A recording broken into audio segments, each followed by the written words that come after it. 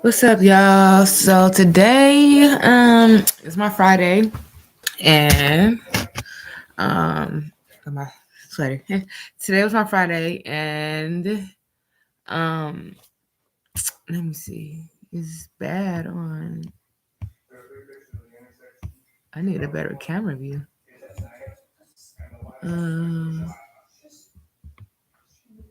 but yeah, today is my Friday, and I attended a Bible school, a Bible study. Let me slow down. I attended a Bible study that some of the young adults were putting together at school or whatever at the college, and it was pretty good. It was the last one today, and so it was like a invite only.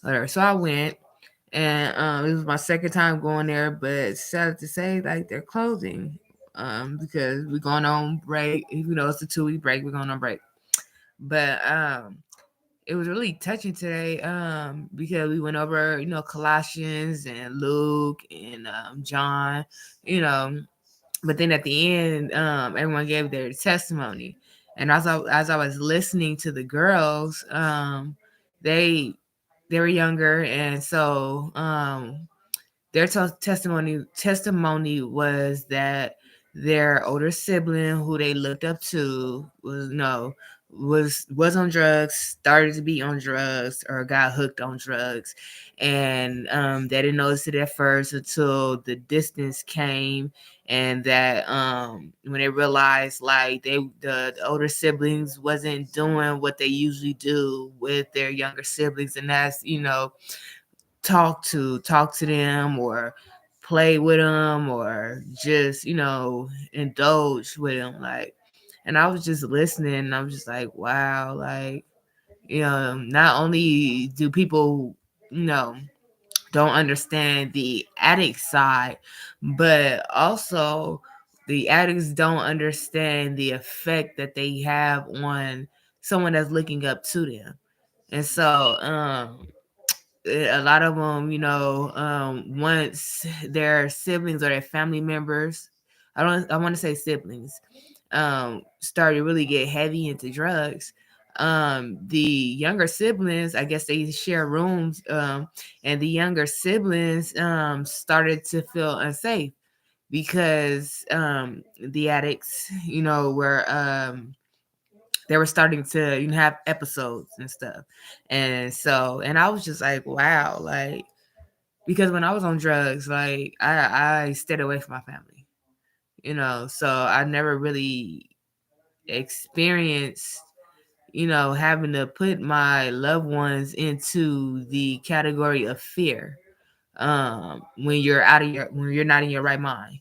And so I was just felt really just like, wow, because like they gave it to God, like, and they was just praying, and they're still praying. And so I just had to give them a bit of encouragement. I had to let them know, like, when it was my turn, I was like, and I told them, I was like, I was going to share my testimony, my whole journey, but God has put on my heart to actually let you ladies and gentlemen, because there were men in there too, young men. I'm probably like the oldest, second oldest. A lot of them are kids that went straight from high school into college. Me, I messed up my whole life, and just God gave me another chance at life at 36. So but I just had to let them know. Honestly, I was just like, what God has put on my heart is to tell you all that there is a God, and God is real, and I'm a living testimony, a walking miracle. So just don't give up on them. Keep praying for them, and God got them. He would never leave them nor forsake them. He No weapons formed against us shall prosper. And I had to let them know, like, I'm 7 months clean.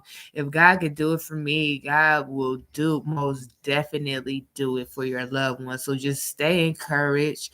If you don't know what sobriety look like, or trusting God looks like, you're looking at her, and that's me. And I had to let them know, like, it didn't happen though overnight.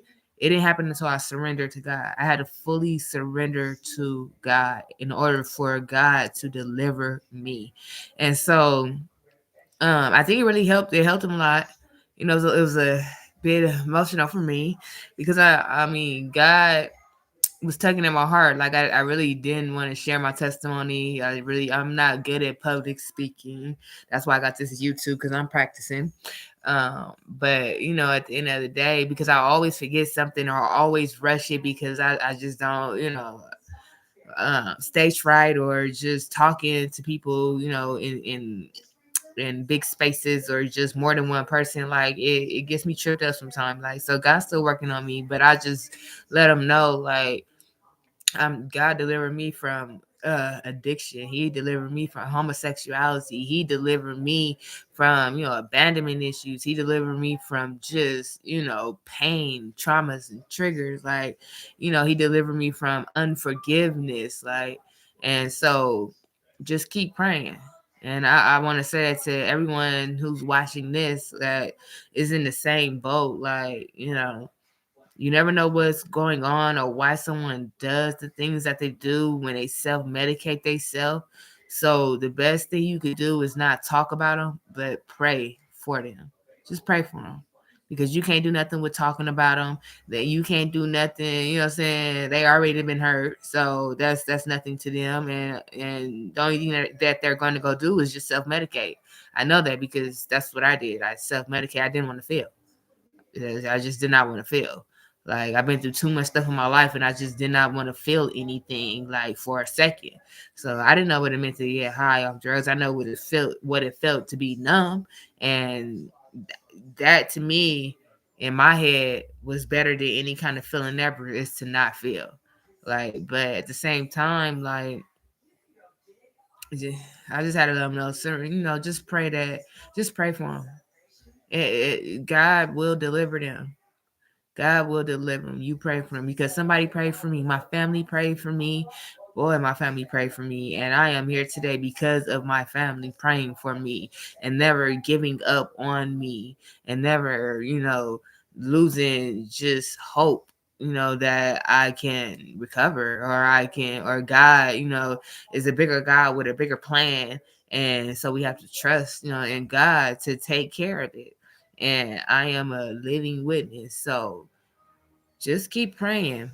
Just keep praying. No matter how redundant it feels, no matter how repetitive it feels, no matter how you feel like it's just not doing anything and your loved ones is not coming home fast enough, and just give it all to God, because God works on his own timing. God works on his own plan, and he may not come when we want him to. But one thing I did realize and understand now, that God is an on-time God.